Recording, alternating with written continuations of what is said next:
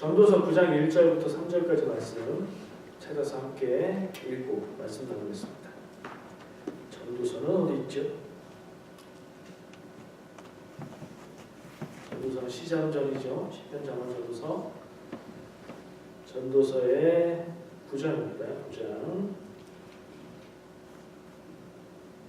1절부터 3절까지 말씀. 찾으셨으면 우리 함께 한 목소리로 같이 읽겠습니다. 시작.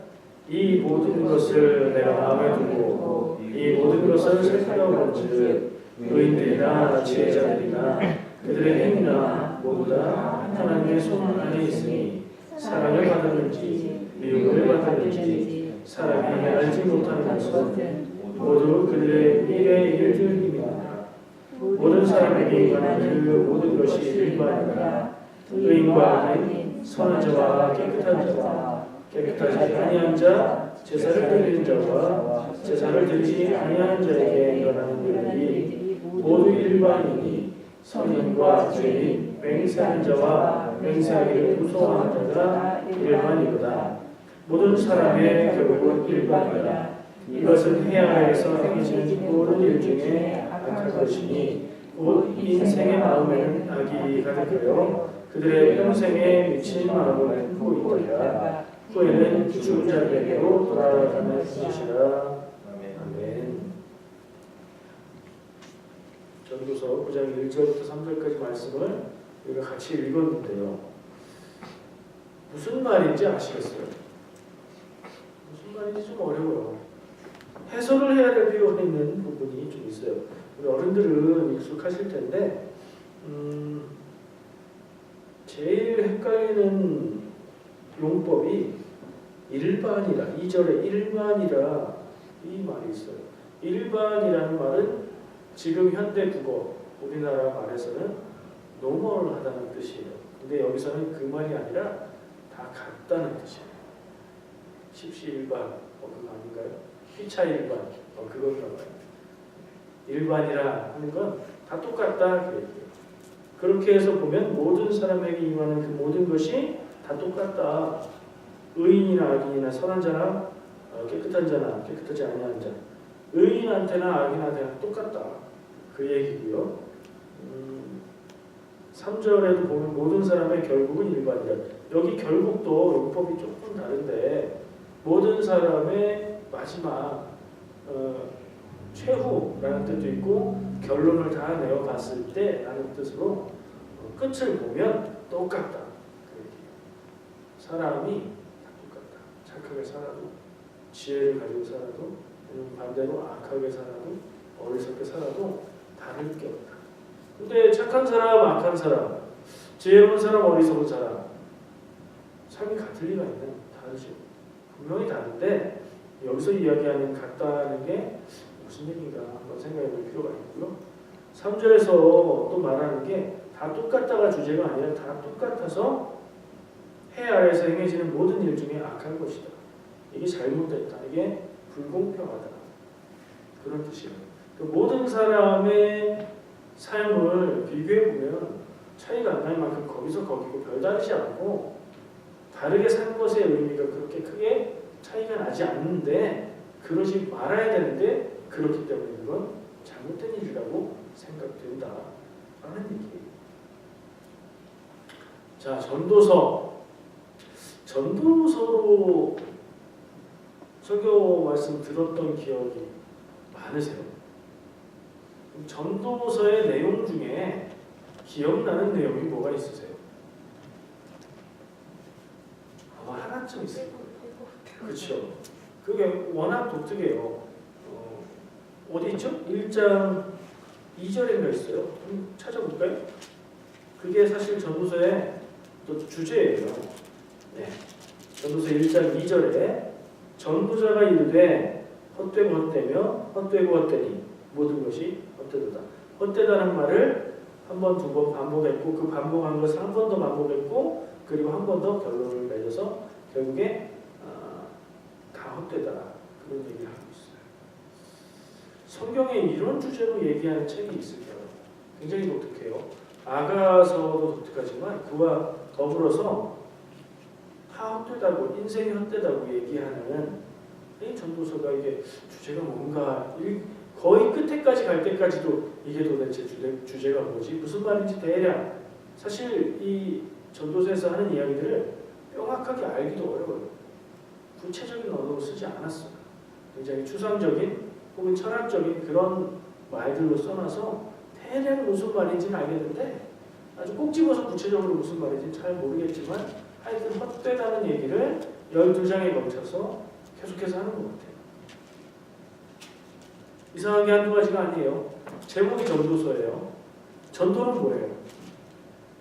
전도서의 내용을 모르는 사람은, 우리 내용을 알죠? 다 헛되다는 얘기죠.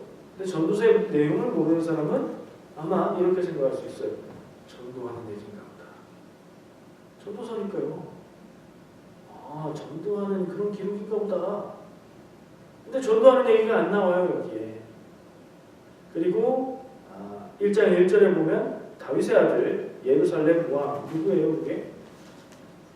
솔로몬이잖아요. 근데 솔로몬이라고 안 하고 전도자에 맞습니다. 이렇게 얘기하고 있어요.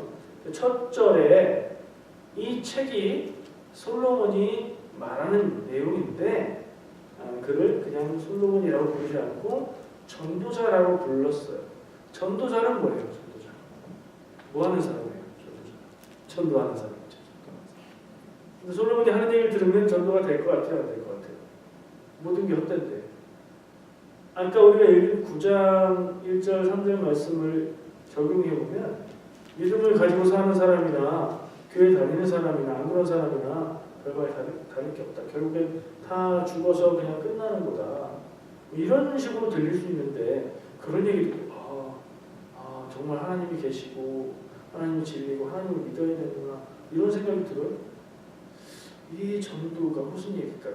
느낌상 우리가 교회에서 말하는 전도하고 여기서 얘기하는 전도하고 좀 다른가 하는 생각이 들죠. 맞아요, 달라요. 전도서라고 번역된 거는 중국어 성경에서 그렇게 번역된 제목을 따온 거고요. 히브리어 성경에서는 이 전도자, 전도서 이게 다 같은 말이에요.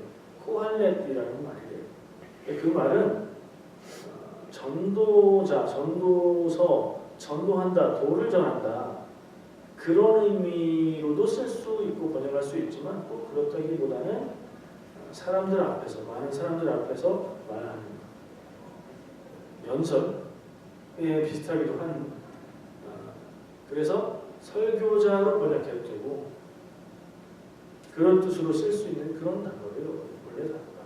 그래서 이 전도에 대해서 우리가 익숙한 그 전도 용어하고 왠지 안 맞는 것 같은 느낌이 들 때는 조금 다른 의미구나 이렇게 일단은 생각해야 될 필요가 있어요. 전도서는 누가 썼다고요? 솔로몬이 전도자의 말씀이라 이 표현을 가만히 생각해 보면 솔로몬이 썼다는 얘기는 아닐 수도 있지. 전도자의 말씀이다. 그거를 내가 적는다. 전도자라고 얘기한 건 다윗의 아들 예루살렘 왕 솔로몬이 분명하지만 누군가 다른 사람이 쓴 거라는 생각을 해볼 수도 있어요. 실제로 이 학자들의 연구에 따르면 전도서의 언어가 히브리어인데 솔로몬 시대의 히브리어가 아니라 포로기 이후 시대에 나타나는 포로기는 언제예요? 유다가 멸망한 이후잖아요. 그럼 한참 몇백 년 뒤에 포로기 이후에 나타나는 히브리어로 되어 있대요. 게다가 페르시아어의 영향이 많은 그리스어의 영향이 많은 게 눈에 띄는 이거는 뭐라고 해야 될까요? 꼭 그렇게 보니까 그렇지 이런 게 아니에요. 이건 명확하게 드러나는 거예요. 왜냐하면 우리가 고전 문학을 배우면 그게 무슨 말인지 해석을 해야 알잖아요. 우리 조상들이 썼던 말 우리의 말임에도 불구하고 언어라는 게 시대에 따라서 변하는데 명확해요. 나이테 같은 거. 그러면 이 글은 포로기 이후에 써진 거라고 봐야 되고 아니면 솔로몬이 썼는데 포로기 이후의 히브리어를 미리 알아서 페르시아어와 그리스어의 영향을 받은 그 필체로 솔로몬이 쓴 거예요. 하나님의 능력에 의해서 그렇게 할 수 있으니까. 이거 좀 고민되죠. 이거 어떻게 받아들여야 될까요? 그냥 그렇다는 거예요. 솔로몬이 안 썼다고 우길 이유도 없고요. 이거 솔로몬이 안 썼다고 해서 큰일 날 이유도 없어요. 왜냐하면 이 책에 담겨있는 내용이 하나님의 진리의 말씀이면 솔로몬의 뜻과 다를 게 없고, 여기 전도자의 말씀이라고 얘기하는 게 솔로몬이 썼다는 얘기로 들을 수도 있지만 솔로몬이 말할 수 있는 그런 지혜의 말씀을 여기 담았다는 말이 될 수도 있잖아요. 문제될 게 없다는 생각도 들어요. 이래도 저래도. 왜냐하면 우리는 그 진실을 알 수가 없잖아요. 누구도 정말 솔로몬이 썼는지 아니면 다른 누가 썼는지 확실히 알 수가 없어요. 그러면 뭐 증거가 어떻다 이렇다 저렇다 얘기해봐야 중요하지 않은 얘기예요. 우리에게 중요한 건 뭐예요? 이 성경 말씀이 전하는 바가 나에게 어떤 의미가 있느냐, 그리고 그게 하나님이 내게 말씀하시는 하나님의 진리의 말씀이냐, 그게 중요한 거예요. 근데 그것은 이미 이스라엘 사람들의 오랜 역사, 교회의 오랜 역사 안에서 인정받았기 때문에 성경 안에 들어가는 거예요. 의심 없이 우리는 읽고 이 안에서 하나님의 말씀 진리를 찾을 수 있는 거예요. 의심할 필요가 없고 그거 뭐 이랬다 저랬다 그런가 보다 그냥 그렇게 들으시면 돼요. 인간의 생명에 대해서 얘기를 하죠. 그리고 인간의 존엄성에 대해서 얘기를 하죠. 학교 다니면 캐나다 학교는 어떤지 모르겠어요. 한국에서 학교 다니면 인간은 귀한 존재다라는 걸 기본 전제로 해서 모든 문명이 그걸 인정하고 있어요. 문명화된 사회라면 그게 기본이에요. 그래서 인간의 권리, 인간이라면 누려야 되는 권리가 있고 그걸 인권이라고 얘기해요. 인권을 무시하는 것은 범죄가 되고, 나라가 사람들의 인권을 무시하면 이건 다른 나라들이 그 나라를 향해서 그러지 말라고 얘기할 수 있을 정도의 큰 잘못이에요. 그럼 왜 그렇죠? 사람마다 생명이 있고 그 생명은 하나님이 주신 것이기 때문에 거기에 모든 인류의 보편적인 생각이 동의하기 때문에 인권은 중요한 것이고 존중받아 마땅한 것이고 인간은 귀하다는 얘기를 해요. 근데 모든 생명이 다 귀하다는 것을 우리가 당연히 동의하지만 그런 경험이 혹시 있으신지 모르겠어요. 저는 정말 답답한 경험이 있었는데 어떤 한 사람의 인생을 봤는데 저 사람은 왜 태어나서 어린 시절에는 부모 손만 썩이고 나이 들어서는 형제들에게 피해만 주고 그러다가 저렇게 죽어갈까? 그런 인생이 있었어요. 여러분들 어려울 거예요. 주변에 정말 저 사람은 도대체 왜 태어났고 왜 살고 저 사람의 인생에도 귀한 게 있을까? 저 사람 같은 사람은 삶의 의미가 뭘까? 그런 생각이 드는 사람도 있으셨어요. 아무리 하찮고 아무리 나쁜 사람이라도 그런 생각까지 들기는 좀 어려운데 가까운 사람이었는데 그런 생각이 들게 하는 사람이 있었어요. 모든 생명은 다 귀하다는 것에 동의는 하지만 어떤 인생은 평가를 하지는 않죠. 그 사람의 인생이 무가치하다. 저는 평가할 수는 없죠. 그러나 왜 차라리 안 사는 게 낫지 않았을까? 그런 생각이 드는 인간적인 생각으로 그런 생각이 드는 인생도 있어요. 없지 않아요. 오늘 본문 말씀은 그냥 읽어서는 쉽지 않아서 제가 여러 번 읽고 한글로 된 성경 번역을 여러 가지를 비교해서 읽어봤어요. 조금씩 다르기도 하고 우리가 지금 본 개역개정 성경이 제일 어려워요. 무슨 얘기인지. 다른 번역을 보면 그래도 이해할 만하게 써놨어요. 그래서 그걸 종합해서 한번 정리해봤어요. 제가 지금 좀 전에 인생의 가치를 모르겠다고 모여지는 인생도 있었던 것 같다. 그런 얘기를 괜히 한 게 아니고 우리 인생의 가치에 대해서 생각하다 보니까 나온 생각이고요. 또 이 말씀의 그 관점하고도 관계가 있어요. 그 말씀이 로마서의 아니죠. 전도서의 주제가 뭐예요? 우리가 기억하고 있는 단 한 가지예요. 헛되다는 거예요. 뭐가 헛돼요? 인생이 헛되다는 거예요. 사는 게 헛되다는 거예요. 죽으면 끝이니 헛되고 이렇게 살아도 저렇게 살아도 죽는 결론도 똑같으니 헛되고 계속해서 그런 이야기들을 하고 있어요. 열심히 살아도 지혜롭게 살아도 착하게 살아도 헛되다는 얘기를 하고 있는 것 같은데 오늘 본문 말씀을 한번 눈으로 보시면서 제가 좀 쉽게 저는 나름대로 한번 풀어봤어요. 1절 말씀 앞뒤 다 잘라내고 중요하게 보이는 부분만 그러니까 조금 편파적일 수도 있겠죠. 그런 걸 감안하시고 제가 읽기에는 의인이나 지혜자나 그 미래가 어떤지 알 수 없다. 그 얘기죠. 1절에서는 반대 사람은 얘기 안 해요. 괜찮은 사람들 얘기해요. 의인과 지혜자를 얘기해요. 근데 그 미래를 사랑받을지 미움을 받을지 알 수 없는 것은 그게 미래에 올 일이기 때문이다. 미래는 알 수 없다. 그래서 그 인생의 가치를 뭐라고 얘기할 수가 없다. 의로워도 상이 없을 수도 있고 지혜로워도 성공하지 못할 수도 있다. 뭐 이런 뜻으로 저에겐 들렸어요. 이전의 말씀은 의인과 악인에게 일어나는 일을 보니 별로 다를 게 없다. 이 전도서를 쓴 사람이 보기에 사람 살아가는 인생들을 보고 또 보고 깊이 생각해보고 자기 인생도 돌아보고 아마도 나이가 많은 사람인 것 같아요.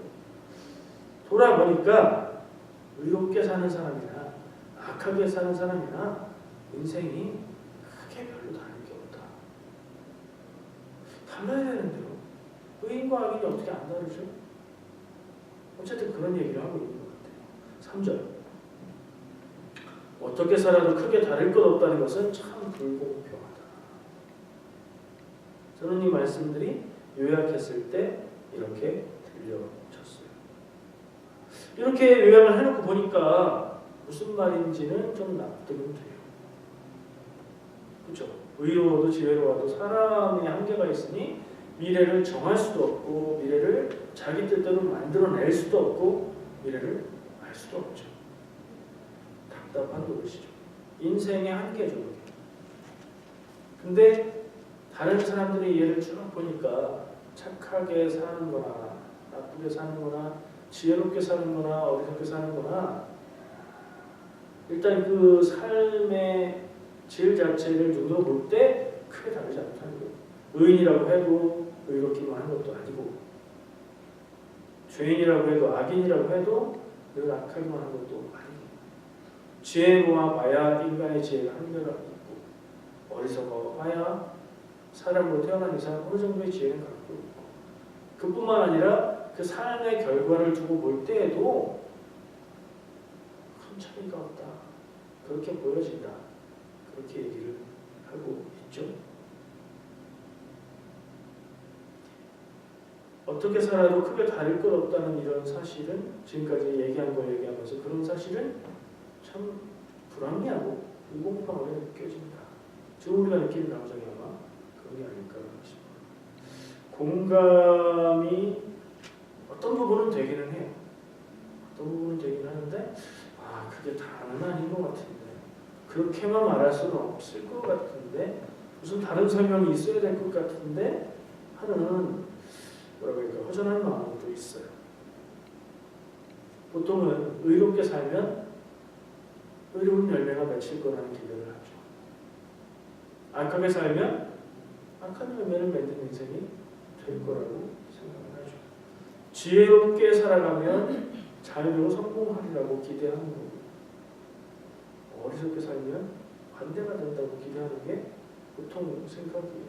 근데 이 사람은 생각이 좀 달라요. 이 전도서를 쓴 사람의 생각은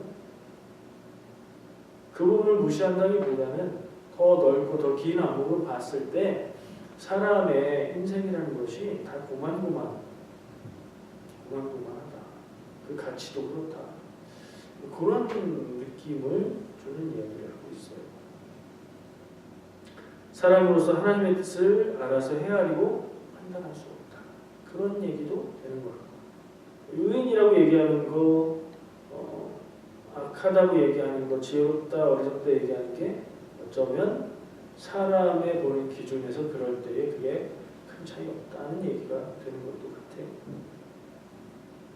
정말로 그런 이 글을 읽고 생각해 보면서 보면 초반에 얘기한 두 가지죠.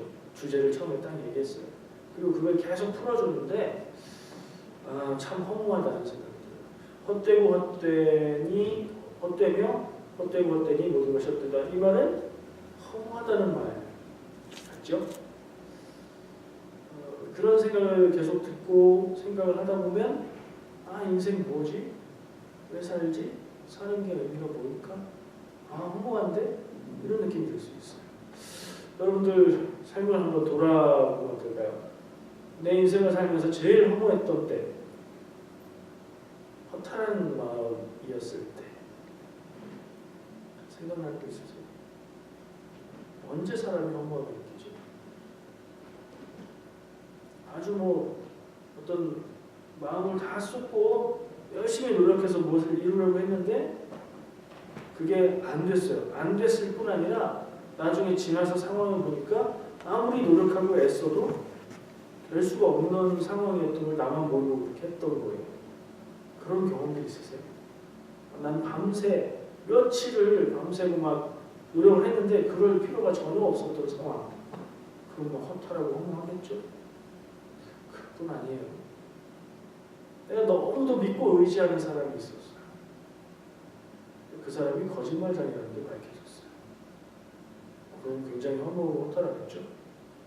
근데 이게 삶 속에서 아주 자주는 아니더라도 보통 겪게 되는 일이거든요. 언제 허무하셨어요? 그리고 그 허무함은 어떻게 극복하셨어요? 그냥 잊으셨어요? 아니면 어떤 더 의미 있는 그런 생각들을 찾으셨어요? 이 전도서는 대답을 줘야 될 것 같아요. 우리한테 이런 허무한 생각들을 인생을 살아보니 모든 걸 가져보니 다 해봤는데 허무해 라고 얘기하는 이 전도서는 답을 줘야 돼요. 끝까지 그 답을 잘 얘기 안 하다가 정말 마지막에 가서 아주 짧고 간단하게 그 답을 주고 있어요. 마지막을 한번 볼게요. 12절 12절부터 14절까지 여기 한번 같이 읽어보면 좋겠어요. 전도서 12장 12절부터 14절까지예요. 제가 읽을게요. 한번 들어보세요. 내 아들아, 아들이라고 해서 남자한테만 얘기하는 거 아니죠. 다 들으라고 하는 거예요. 또 이것들로부터 경계를 받으라. 많은 책들을 짓는 것은 끝이 없고 많이 공부하는 것은 몸을 피곤하게 하느니라. 일의 결국을 다 들었으니 하나님을 경외하고 그의 명령들을 지킬지어다. 이것이 모든 사람의 본분이니라. 하나님은 모든 행위와 모든 은밀한 일을 선악간에 심판하시리라. 이게 결론, 이게 마지막 답이에요. 근데 이거 굉장히 당황스러워요. 처음에 이게 무슨 답이 이래? 질문만 장황하게 엄청나게 대단한 질문들을 막 쏟아놓고 헛되다고 해놓고 나서 정말 허무하게 끝내는 것 같아요. 그래서 다시 읽어보지 않을 수가 없어요. 내 아들아, 또 이것들로부터 경계를 받으라. 경계를 받으라도 조금 번역이 용법이 다른 것 같아요. 그러니까 이 지금 얘기한 것들로부터 어떤 교훈을 얻어서 답을 좀 찾아라. 그런 말 같고요. 많은 책들을 짓는 것은 끝이 없고 지혜의 책들, 지혜의 말들을 많이 쓰고 아무리 좋고 아무리 많은 지식들을 얘기해봐야 그 끝이 없다는 거죠. 그리고 많이 공부하는 것은 몸을 피곤하게 한다. 이거 어떻게 이해해야 되나? 물론 많이 공부하고 몸이 피곤하죠. 또 밤에 잠 안 자고 공부하고 코피 흘리고 이러는 거니까. 그런 그림이 떠오르는 표현인데 그런 얘기 같지는 않고 알려고 하고 답을 찾고 이게 피곤해요. 왜냐하면 성취가 없기 때문에. 이 전도서의 관점을 제가 빌어서 상상해서 얘기해요.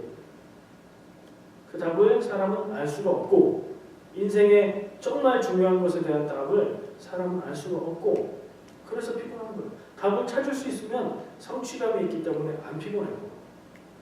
공부해서 뭔가를 알고 성적을 높이고 막 이게 눈에 보이면 힘들고 뭐 그렇긴 하지만 피곤하진 않을 수 있어요.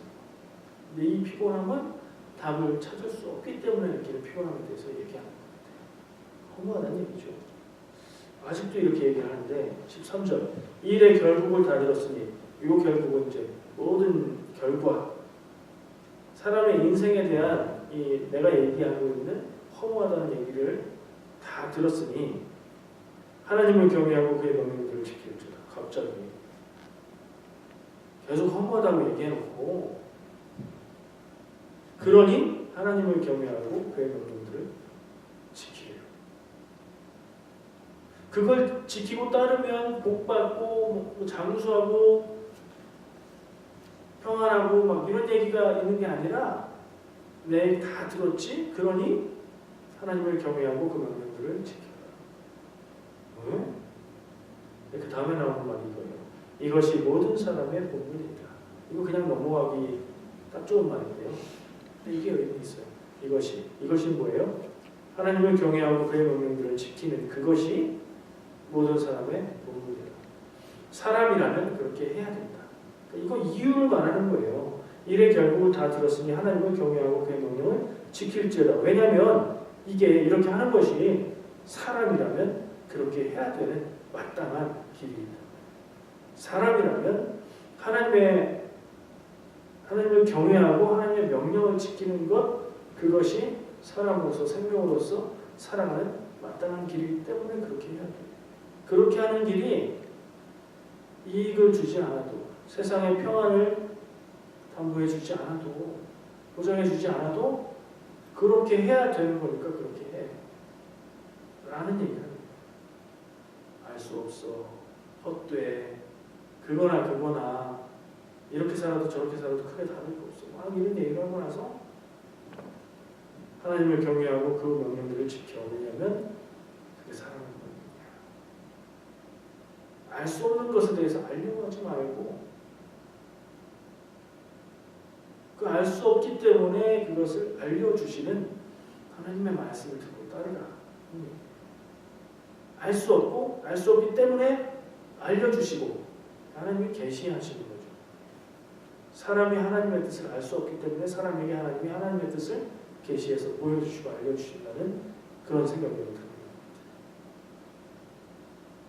우리가 인생의 끝도 모르고 앞날이 어떻게 될지도 모르고 어떻게 사는 것이 옳은 것이고 하나님 뜻인지 모르고 그걸 찾으려고 하지만 그걸 모르고 그렇기 때문에 하나님은 그것을 우리에게 알려주시고 하나님의 말씀으로 계시고 알려주시고 그러니 그것을 따라 살아라 라고 얘기합니다.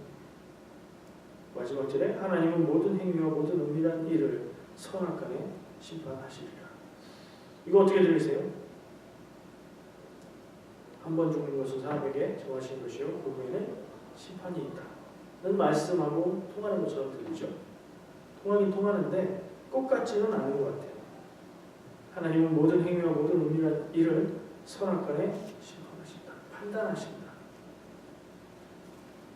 근데 인간은 진리를 알 수도 없고 뭐 결과도 모르고 다 그게 그거고 막 그렇게 얘기했잖아요. 근데 판단하신다고요? 뭘 판단하는 걸까요? 선하다, 악하다, 의롭다, 지혜롭다, 어리석다 이걸 판단하시는 게 아니라 이 말씀의 흐름으로 볼 때는 사람이 마땅히 지켜야 될 사람의 본분 즉 하나님을 경외하고 그 명령을 지키는 것을 판단하신다는 얘기거든요. 우리가 그건 할 수 있고 그건 알 수 있죠. 하나님 우리에게 계시로 알려주시는 진리를 내가 공부하고 생각하고 묵상하고 막 별 노력을 다해서 그걸 내가 진리를 완전히 다 알고 그럴 수는 없어요. 그걸 되질 않아요 사람한테. 안 되는 거예요. 그래서 하나님이 계시로 알려주시는 거지 진리를. 우리에게 허락하시는 만큼 우리는 그것을 듣고 그것을 따르는 거예요. 그래서 판단받는 것은 옳고 그르고 잘했고 못했고 넌 이만큼 했고 넌 이만큼이고 그게 아니라 하나님을 경외하고 하나님의 명령들을 따랐는지 판단하신다는 얘기예요. 괜찮죠? 그걸 우리가 할 수 있는 거고, 그거로 판단하신다면 뭐 누구 평합니다라고 말하지 않을 수 있을 것 같아요. 어떠세요?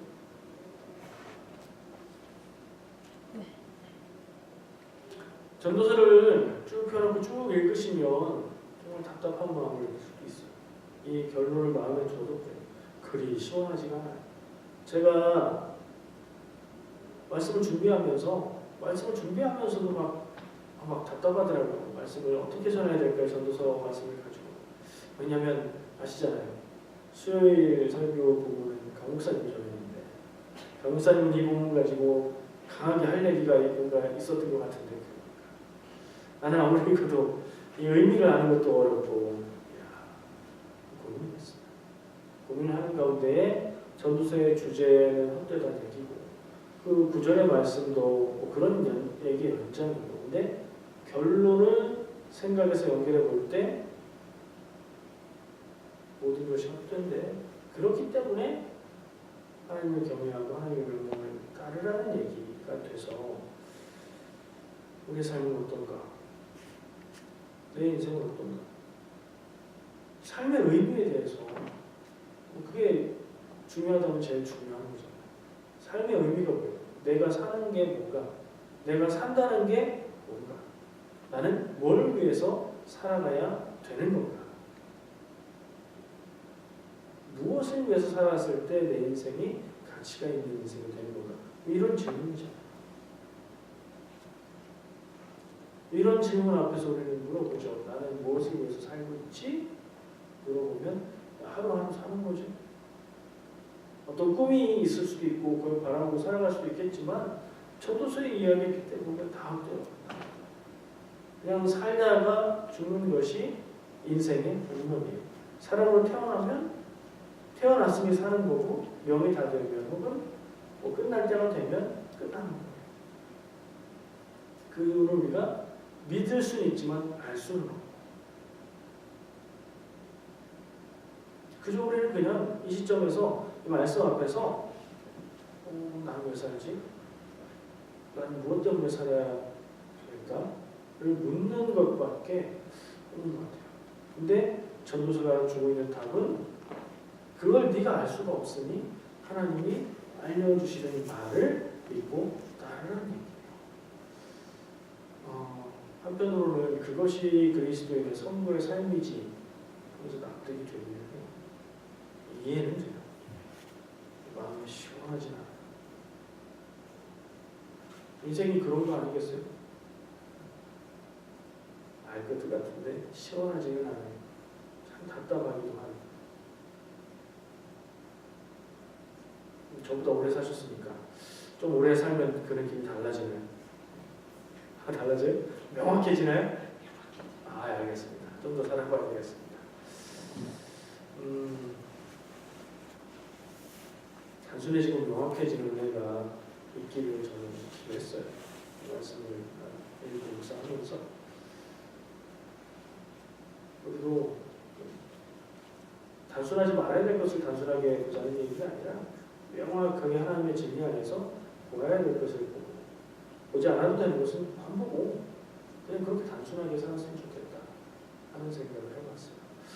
마음에 시원한 어떤 은혜의 답을 제가 드릴 수 있는 역량은 안 되는 것 같아요. 전도서에서. 그러나 한 번 더 생각하는 기회인 거죠.